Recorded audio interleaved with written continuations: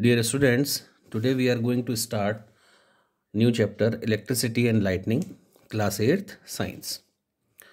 Now first of all, I want to tell you that all the states of matter, they are ultimately made up of very tiny particles which are called as atoms. Okay.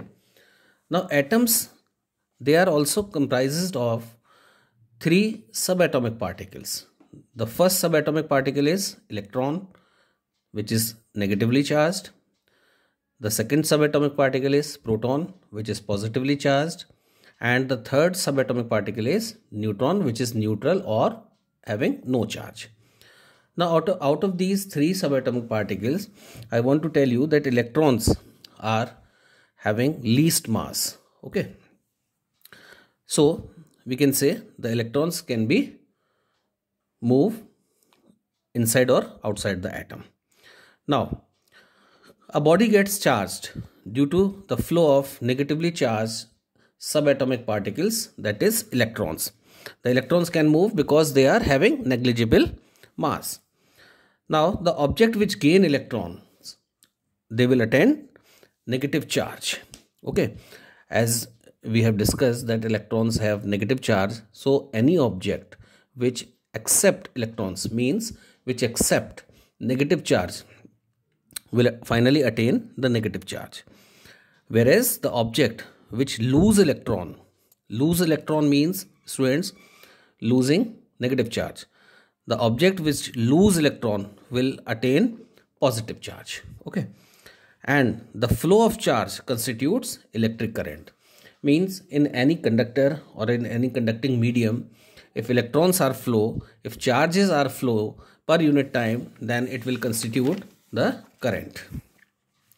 Simply we can say I is equal to Q upon T, where I is the current, Q is the charge, and T is the time of flowing of current. Now the SI unit of current is ampere, the SI unit of charge is coulomb, and the SI unit of time is second. So simply we can say that 1 ampere will be equal to 1 coulomb upon 1 second, or 1 coulomb per second. Okay. So in this way we can see that electric current is generated due to the flow of charge in any conductor. A charged object can either repel or attract another charged object. Means you already know, you have already studied in the previous classes that the objects having the same charges, they will repel each other, whereas the objects having the opposite charges, they will attract each other. And the force acting between them means, students, between the two charged particles, the force acting between them is called electrostatic force. So here we can write the formula for the electrostatic force. It is equal to K Q1 Q2 upon R square, where K is the electrostatic constant, which is also equal to 1 upon 4 pi epsilon naught. That you will study in the higher classes. So the formula for the electrostatic force between the two charged particles is equal to K Q1 Q2 upon R square. Now in this formula we can see the electrostatic force is directly proportional to the product of the charges. More will be the charge, then more will be the electrostatic force, and indirectly proportional to the square of the distance between the two charged particles. Suppose we have two charged particles having the charges Q1 and Q2, and the distance between them is R meters.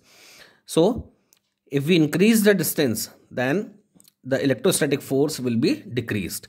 And if we increase the charges, amount of the charges or magnitude of the charges, the electrostatic force will increase.